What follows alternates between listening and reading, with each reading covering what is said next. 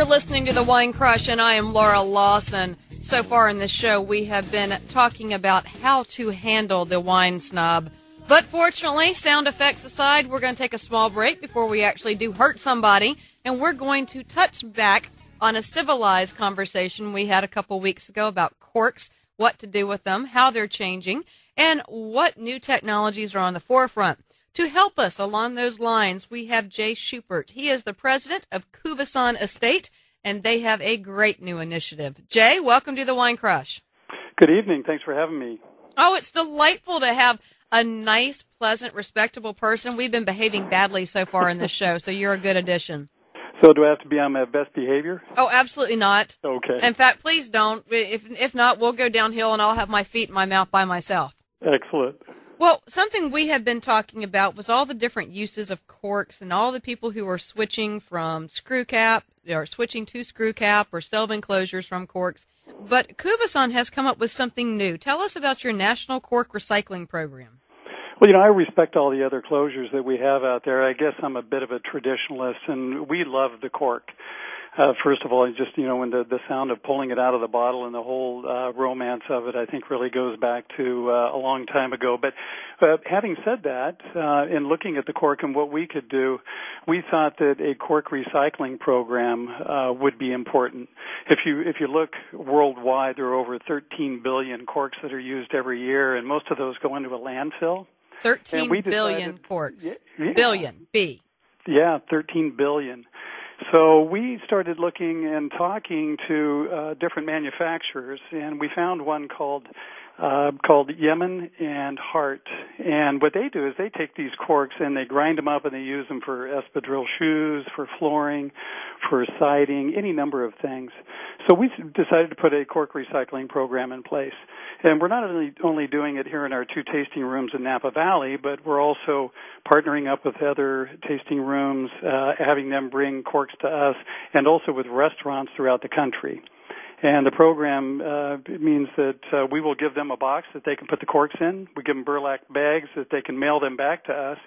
And then we'll send them into Yemen and Hart, have them grind them up, and use them for other materials. It's pretty exciting. So the restaurants, it doesn't have to just be Cuvison, right? They can mail back a bag of corks from anybody, huh? We're encouraging them to save every cork that they use. I think that is a great idea to keep these out of landfills. I still can't get past that figure you just tossed out.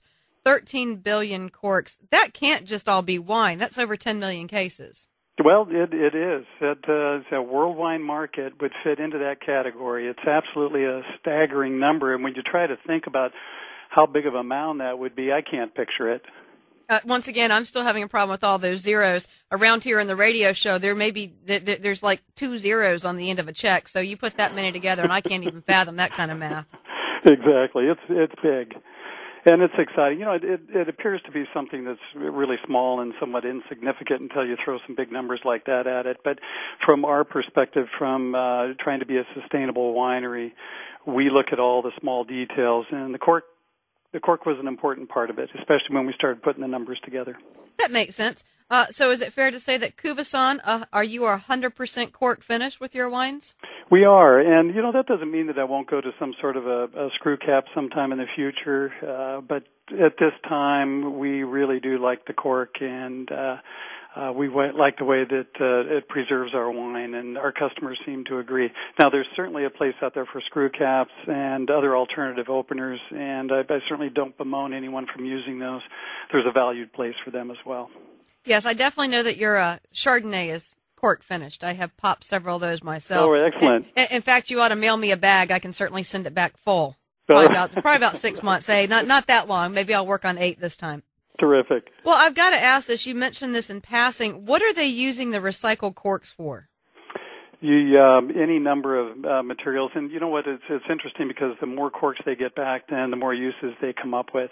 But you can buy cork flooring. You can buy cork siding. Cork boards, of course, go back many years, and I think everyone's had those growing up. But the list is long. Again, even with shoeing, with espadrille shoes, there's a process that can be used for cork. Well, here's the obvious question. I know I want to ask it, and maybe my listeners are too. Is it possible for wineries to ever use recycled corks? Can you? No, it would have to be ground up, and then it would be very difficult to sanitize that cork because the wine actually gets absorbed into the cork over a period of time.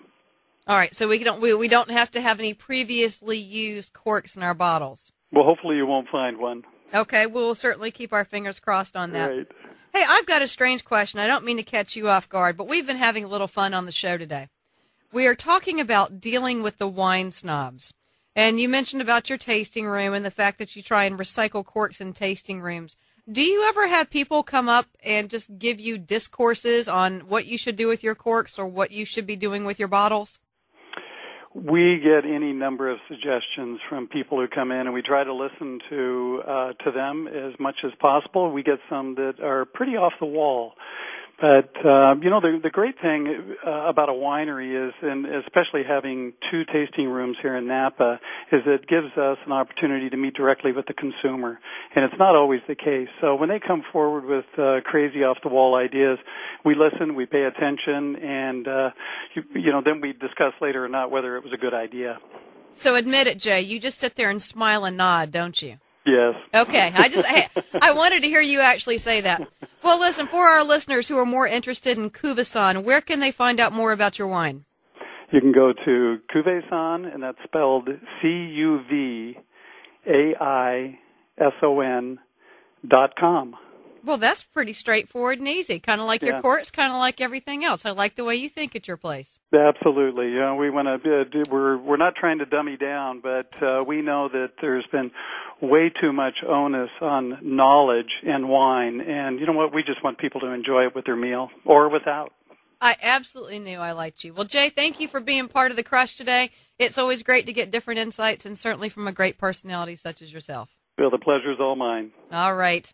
Well, I am Laura Lawson, and we are going to take a small break right here. But when we return, you wine snobs, don't feel like you've been left out. I've got some great advice and some great techniques for you.